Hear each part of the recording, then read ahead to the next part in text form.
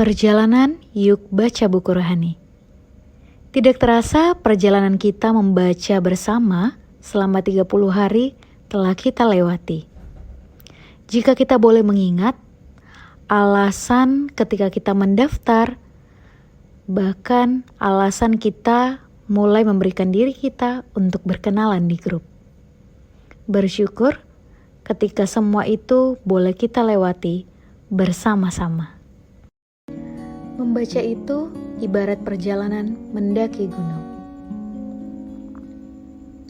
Ketika membaca buku dengan tujuan hanya untuk mengisi waktu ataupun agar sampai, maka sampai kapanpun kita tidak akan menemukan sesuatu. Justru kebosanan yang akan kita rasakan. Namun, ketika kita menjadikan membaca seperti perjalanan berdua antara buku dan kita akan terus berjalan dalam kalimat-kalimat yang ada di buku, yang tentunya menggairahkan dan menyenangkan. Selain itu, kita akan merasakan hari-hari ini pun jadi lebih baik.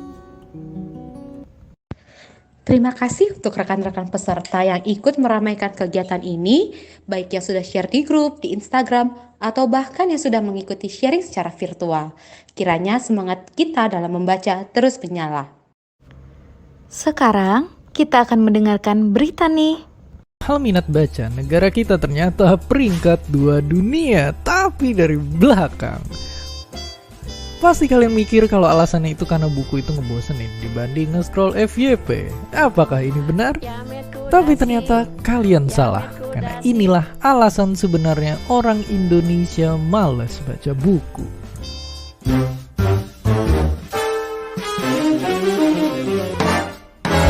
Siap-siap terkejut karena nyatanya masalah besar itu bernama jumlah buku kita. Nyatanya, dengan penduduk sebanyak ini, total buku yang ada sekarang itu cuma segini. Dan angka ini tuh sangat kecil, udah kayak uang jajan kita pas pandemi. Karena simpelnya, bayangin ini tuh ibarat satu buku yang dibaca ditungguin sama 11 orang.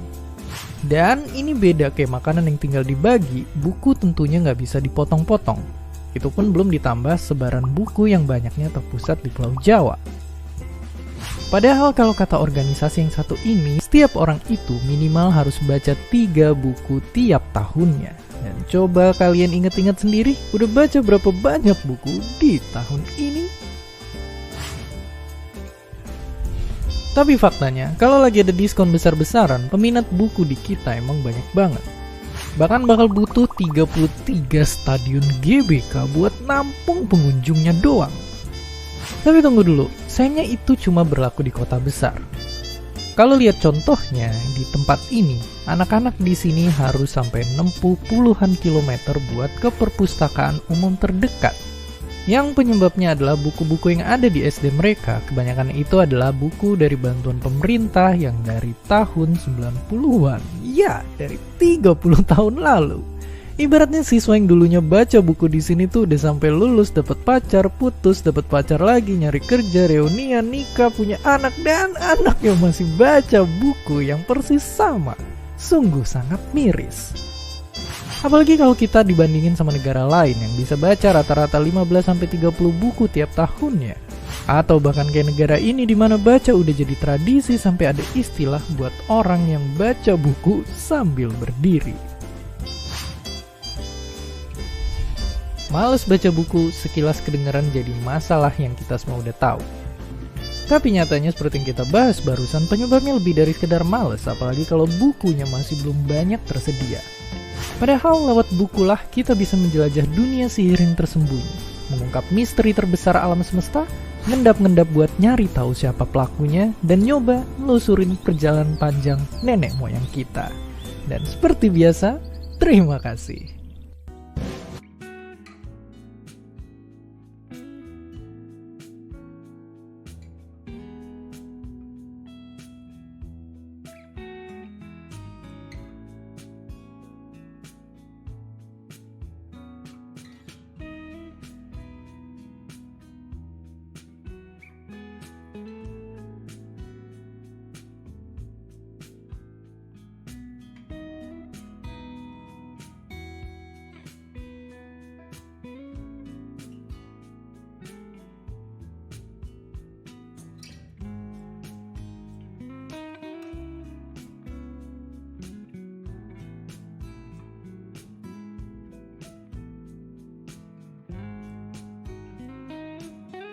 Shalom teman-teman, perkenalkan nama saya Deborah. Bersyukur buat 30 hari yang kita lalui, kita bisa bersama-sama membaca dan berbagi banyak hal yang kita dapatkan dari bacaan buku rohani. Saat ini saya diberi kesempatan sedikit sharing mengenai hal apa yang menjadi hambatan selama membaca buku dan apa yang membuat saya bisa terus mengikuti sampai selesai membaca 30 hari. Sebenarnya sebelum mendaftarkan diri dalam kegiatan ini, saya sudah memikirkan beberapa hambatan yang akan timbul di saat membaca, dan itu menjadi poin yang membuat saya berpikir untuk tidak mendaftarkan diri dalam kegiatan ini. Tetapi puji Tuhan, di 1 hari sebelum hari terakhir pendaftaran, saya diingatkan kembali oleh Vio akan kegiatan ini, dan saya minta waktu untuk mendoakan dan mencari solusi atas hambatan yang telah saya pikirkan. Hal pertama yang menjadi hambatan saya yaitu waktu, karena saya seorang pekerja dan terlibat di beberapa kegiatan yang ada, waktu menjadi hambatan yang paling besar. Untuk mengatasi hal ini, saya perlu sekali menetapkan waktu terlebih dahulu untuk membaca, yaitu di antara jam 10 malam sampai jam 11.30 setelah Bible reading saya lakukan. Dan bersyukur selama 30 hari membaca membuat saya tertib jam malam dalam kegiatan lain. Hal kedua yang menjadi hambatan yaitu pikiran. Saya adalah orang yang ketika membaca akan terbentuk visualisasinya secara langsung. Jadi karena hal tersebut, saya perlu menguasai pikiran saya untuk tidak berimajinasi lebih mengenai buku bacaan ini, agar tidak berdampak dengan konsisten dalam membaca. Bila pikiran saya bilang ini boring atau sudah pernah saya dapatkan, pastinya saya jadi tidak bersemangat lagi untuk melanjutkan baca buku. Dan bila pikiran saya bilang ini sangat bagus atau hal baru yang saya dapatkan, jadi saya bernafsu untuk cepat-cepat menyelesaikan buku sehingga disiplin waktu yang saya tentukan terlanggar. Jadi bagi saya sangat tidak baik mengikuti kedua hal tersebut.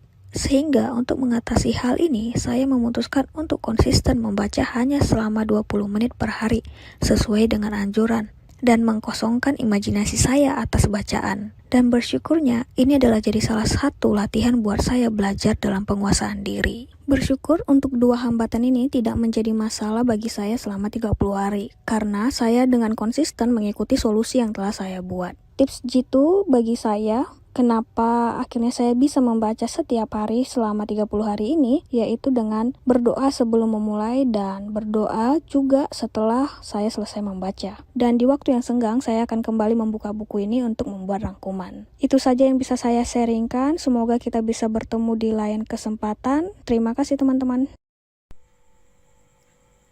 Namaku Rini. Hambatan-hambatan yang dialami pada saat mengikuti kegiatan ini, yang pertama, jarak kantor ke rumah itu jauh, jadi waktu banyak habis di jalan. Solusinya itu baca buku e-book supaya lebih simpel. Yang kedua itu kadang di perjalanan suasananya nggak tenang atau nggak kondusif untuk membaca, jadi biasanya mengandalkan waktu istirahat kalau nggak ada kegiatan, terus malam sebelum tidur. Yang ketiga, kadang juga malam sebelum tidur karena udah kecapean, malas baca gitu, dan gak fokus lagi. Akhirnya solusinya itu tetap membaca walaupun gak bikin resume, dan juga refresh dengan bacaan atau resume teman-teman yang lain yang ada di grup. Thank you. Shalom, saya Rudi Andika dari Jakarta. Saya bersyukur bisa ikut program baca buku rohani BBR selenggaran dari Perkantas Batam. Saya bersyukur diberkati lewat sharing yang kita lakukan bersama-sama di grup itu, dan saya tentu sangat berharap ya, kita semua dapat menjaga kebiasaan baca buku dalam hal baca buku rohani, men-sharingkannya dan bertumbuh bersama lewat sharing-sharing kita. Semangat dan Tuhan memberkati kita semua.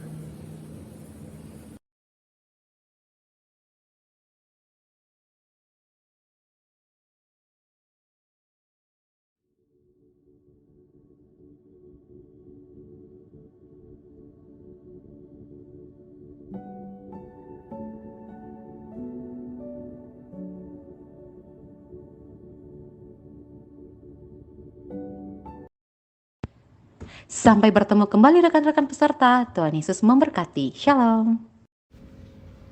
Jangan lupa baca ya.